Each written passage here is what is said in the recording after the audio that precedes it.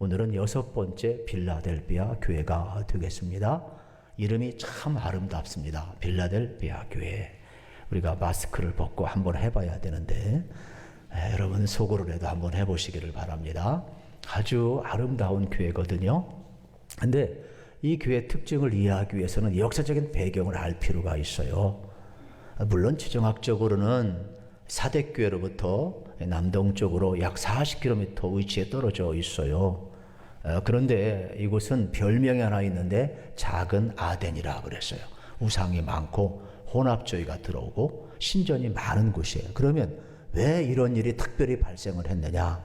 주후 17년경에 대지진이 일어났어요. 그래서 소아시아뿐만 아니라 어떻게 보면 전반적으로 지각 변동이 일어났거든요. 역사 속에 보면은 엄청난 지진이 일어났어요. 그래서 모든 건물들이 파괴되고 모든 삶이 다 무너져 내렸어요. 이때 가장 큰 피해를 본 지역이 어디냐? 바로 빌라델비아 지역이 되겠습니다. 문제는 지진만 일어난 것이 아니라 여진이 문제예요. 그래서 계속해서 땅이 흔들리고 집 안에 있다가 여진이 나타나면 할 수 없이 뛰쳐나와야 돼요. 언제 어떻게 될지 모르니까. 이러한 생활을 계속하게 되는 거예요. 불안 생활을 계속하다 보니까 그들의 종교심이 아덴 도시처럼 결국 어떻게 돼요? 잘못된 곳으로 향하게 된 것이죠. 그러다 보니까 그 지역은 이렇게 혼합주의가 많이 들어왔습니다. 또 동시에 이곳에는 포도가 아주 유명합니다. 그래서 포도와 포도즙으로 유명한 생산 도시가 되겠습니다. 또 교통으로 아주 대단히 좋습니다. 어떻게 보게 되면 이 로마로부터 또 버가모로부터 또 사대에 이르기까지 이곳 빌라델비아까지 아주 핵심 유충 지역이에요. 그래서 교통이 잘 발달되어 있습니다. 그러다 보니까 상업이 발달되고 또 군사적인 요충 지역으로 잘 선용을 하게 되어 있다. 이러한 말씀이 되겠습니다. 이러한 교회가 세워졌거든요. 그런데 특별히 이 빌라델비아 교회가 아주 유명하게 된 것은 아시아에도 여러분 이슬람 세력이 들어와서 전부 기독교를 무너뜨리고 또 이슬람 세력이 세워질 때 끝까지 버티고 무너지지 않고 신앙의 보류가 되었던 곳이 어디냐? 빌라델비아 교회가 되겠습니다. 그래서 이 지역은 기독교의 보루로서 또 크게 역사 속에 기록이 되어 있습니다. 그뿐만 아닙니다. 이곳에는 어떻게 보게 되면은 참 어려운 일도 많이 있었지만은 아주 독특한 특징이 하나 있는데 원래 헬라어로 빌라델비아는 형제우애, 형제사랑 이러한 뜻이 있는 곳입니다.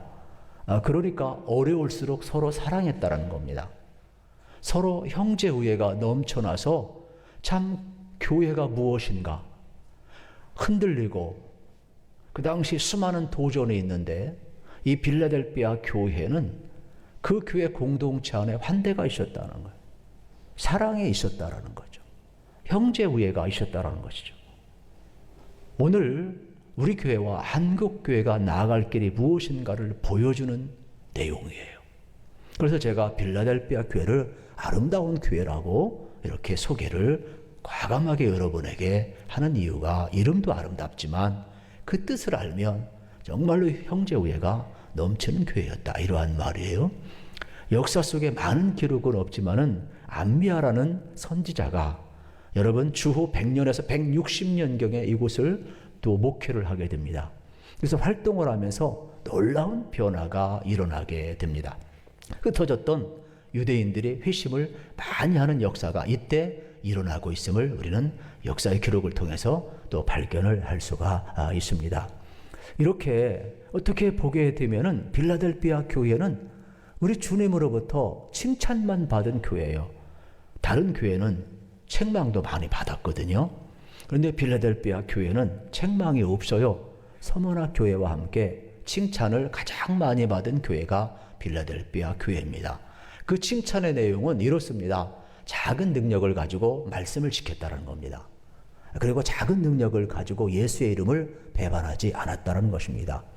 이렇기 때문에 암미아라는 여선지자가 또 제가 볼 때는 여선지자인데 명확하지는 않습니다. 그냥 제 나름대로 연구를 해보니까 활동할 때 수많은 유대인들이 또 어떻게 보게 되면은 회개하고 돌아오는 참 기적이 일어난 그러한 지역이 되겠습니다. 이러한 곳에 물론 반대도 가장 많이 했던 사람이 누구냐? 유대인들, 디아스포라, 흩어졌던 사람들이 되겠습니다. 이러한 가운데 빌라델피아 교회가 서 있으면서 오늘 본문은 우리에게 놀라운 도전을 주고 있는 거예요. 7절에 보게 되면은 이렇게 우리 주님께서 계시의 말씀을 우리에게 전하고 나누고 있어요. 빌라델피아 교회의 사자에게 편지하라. 거룩하고 진실하사 다윗의 열쇠를 가지시니 곧 열면 닫을 사람이 없고 닫으면 열 사람이 없는 그가 이르시되 그랬어요. 빌라델피아 교회 사자에게 지금 주님이 말씀해요. 거룩하시고 진실하신 분, 이분은 우리 주님이세요. 성경에는 거룩하다, 진실하다는 표현이 여러분 동시에 20번 이상 나오거든요. 그런데 이게 다 누구에게 사용되느냐? 우리 주님을 나타낼 때 사용이 되고 있는 거예요.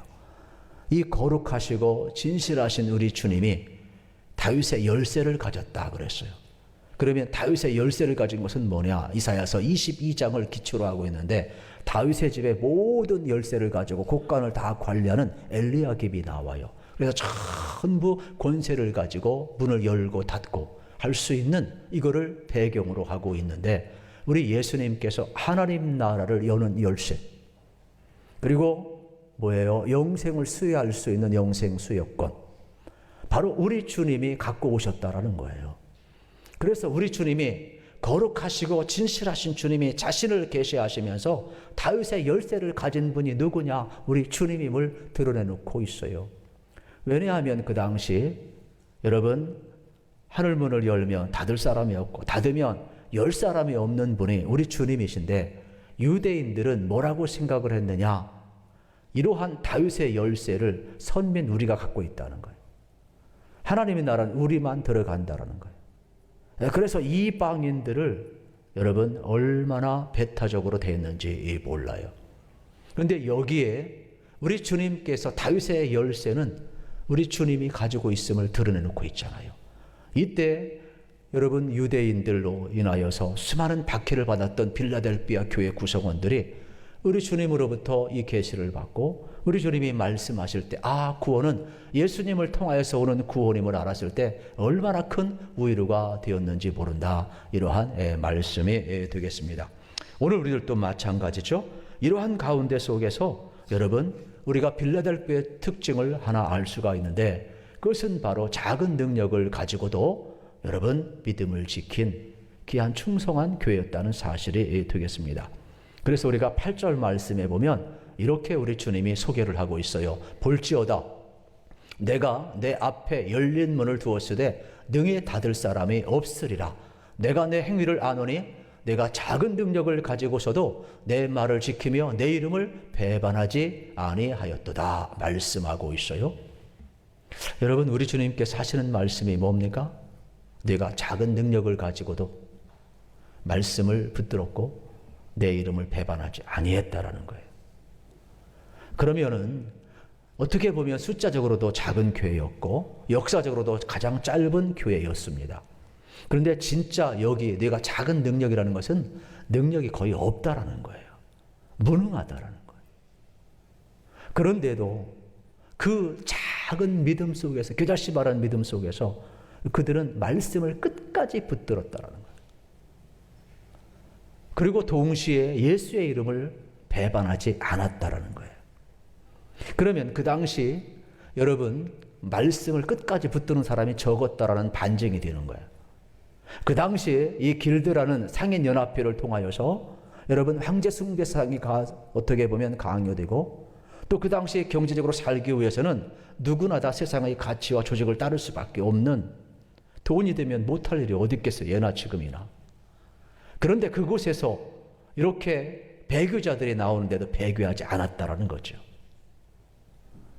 적은 수였지만은 우리 주님은 이 빌라델피아 교회를 높이고 있어요. 칭찬하고 있어요. 그래서 오늘 우리에게까지 이렇게 전승되고 있는 것을 우리는 보게 되는 것입니다. 그만큼 하나님이 빌라델비아 교회를 붙들고 있음을 우리는 보아야 하는 것입니다. 그래서 빌라델비아 교회는 이 말씀을 붙들고 그들은 견고히 섰습니다. 그러한 가운데 주님이 말씀합니다. 9절에서 뭐라고 이야기합니까? 보라, 사단의 회당 곧 자칭 유대인이라 하나 그렇지 아니하고 거짓말하는 자들 중에서 몇을 내게 주어 그들로 와서 내 발 앞에 절하게 하고 내가 너를 사랑하는 줄을 알게 하리라. 이게 무슨 내용인 줄 아십니까? 유대인들은 교회 안에 들어와서 예수를 주로 고백한 것이 아니라 자기들 선민 사상을 강조했어요. 그러니까 밖에만 혼합주의가 있는 게 아니라 교회 안에도 흩어진 유대인들이 들어와서 사단의 회, 예수를 거부하고 신성을 거부하고, 여러분, 그러면서 그들은 자기들은 선민, 자기들만이 구원받고 다윗의 열쇠를 가졌다고 교회를 어지럽힌, 그래서 사단의 회당이라고 이야기를 하는 거예요. 교회 공동체 안에 여러분 예수 그리스도를 주로 고백하지 아니하고 성경의 말씀을 절대 기도로 하지 아니하고 여러분 우리의 신앙의 고백이 명확하지 않는 사람들이 주장하면 교회는 혼합주의에 금방 빠지는 거예요. 이러한 가운데 속에서 주님이 단호하게 이들은 거짓된 자요, 이들은 사단의 회요, 구원은 오직 예수 그리스도를 통하여 이루어지고 있음을 명확하게 이야기하며 여러분 기다리던 메시아가 왔음을 선포하고 있는 거예요. 그래서 유대인들은 모든 이방인들이 자기들 앞에 와서 절하고 굴복할 것이라 이야기하지만 우리 주님 오히려 너희 가운데에도 회개하고 돌아와서 내 앞에 굴복할 자가 있을 것이고, 오히려 이방인들이 주님 앞에 왔는데 그 주님 앞에 너희들이 나중에 회개하고 돌아와서 굴복하자 할 수도 있느니라 역으로 말씀하고 있는 거예요. 그러니까 교회 공동체는 누구든지 예수 그리스도를 주로 고백하는 사람들이 돌아와 주님을 경배하는 곳임을, 단순히 선민 사상만 가지고 이루어지는 것이 교회가 아님을 명확하게 이야기하고 있는 거예요. 오늘 우리도 마찬가지예요. 교회가 무엇인가 명확해야 합니다. 복음이 명확해야 합니다. 그래야만이 성도가, 백성이 헷갈리지 않습니다. 오늘 우리가 붙드는 이 신앙은 여러분 어떻게 해야 되느냐? 10절에 보니까 내가 나의 인내의 말씀을 지켰은즉 내가 또한 너를 지켜 시험의 때를 면하게 하리니 이는 장차 온 세상에 임하여 땅에 거하는 자들을 시험할 때라 그랬습니다. 인내하래요. 인내하면, 이 시험을 잘 통과하면 어떻게 하느냐? 주님 다시 오시는 그날 진노를 면하게 되리라는 거예요. 신앙은요, 인내하는 거예요. 저도 가끔 결혼 주례할 때 딱 한마디 하는 경우가 있어요. 사랑은 오래 참는 겁니다. 여러분 고린도전서 13장 사랑장 이야기하지만 사랑을 한마디로 정의하면 오래 참는 거예요. 우리 하나님이 오래 참으셨어요. 우리 예수님이 우리 구원하시길 오래 참았어요. 참지 않는 건 사랑이 아니에요. 말씀을 붙들지 않는 자, 예수의 이름을 배교하는 자, 해방하는 이 모든 사람들은 주님 오시는 그날 진노를 피할 수 없다라고 이야기를 하는 거예요. 그래서 주님의 오는 날은 여러분 복음을 거부한 자들에게는 심판의 날이고 하나님의 공의가 드러나는 날이지만은 그날 여러분 끝까지 작은 비를 지키는 자들에게는 어떻게 돼요? 주님이 축복하는 날이 되겠습니다. 오늘 우리도 마찬가지야. 그래서 11절에 보게 되면은 내가 속히 오리니 내가 가진 것을 굳게 잡아 아무도 내 면류관을 빼앗지 못하게 하라 그랬어요. 오늘 우리가 가져야 될 신앙이에요. 주님 다시 오신대요. 제가 늘 이야기합니다마는 예수님 다시 오시는 것은 안 이루어지고 다 이루어졌거든요. 그러니까 오늘 우리가 다시 오실 주님을 소망 가운데 바라보는 것은 얼마나 여러분 귀한 성경적 신앙인지 모릅니다. 그러므로 주님 다시 오심을 믿고 주님이 이기셨으니까 여러분 믿음으로 영적 싸움에서 승리를 선포하고 사시기를 축복합니다. 주님 다시 오시는 그날 우리는 이길 수 있습니다. 소극적 이기게 해 주십시오. 그건 소극적인 것입니다. 주님이 이겼습니다. 적극적으로 선포하며 믿음으로 살 필요가 있는 거예요. 그래서 여러분들 주님의 능력을 선포하시고 가장 연약한 것 같았지만은 여러분 말씀을 붙들었고 예수를 배교하지 않고 칭찬받는 이 빌라델비아 교회는 우리에게 엄청난 은혜가 되고 있어요. 저는 이 말씀 준비하면서 얼마나 힘을 얻었는지 몰라요. 아, 그렇구나. 오늘 우리가 신뢰도를 잃어가고, 오늘 우리 사이가 팬데믹으로 흔들리고 있고, 우리의 삶에 어떤 일이 겪을 때마다 우리의 육성이 나와서 우리 참 힘들지만은, 그럼에도 불구하고 하나님이 보실 때에 작은 믿음을 가졌다 할지라도 말씀을 붙드는 자, 예수의 이름을 배교하지 않는 자, 하나님이 붙드는구나, 하나님이 쓰시는구나. 저는 여기에서 귀한 진리를 발견했어요. 그래서 제가 다시금 힘을 내고 정말로 어떻게 보면 하나님 기뻐하는 모습으로 내가 다시 한번 목회하겠다 용기를 다시금 낸 본문이 오늘 본문이 되겠어요.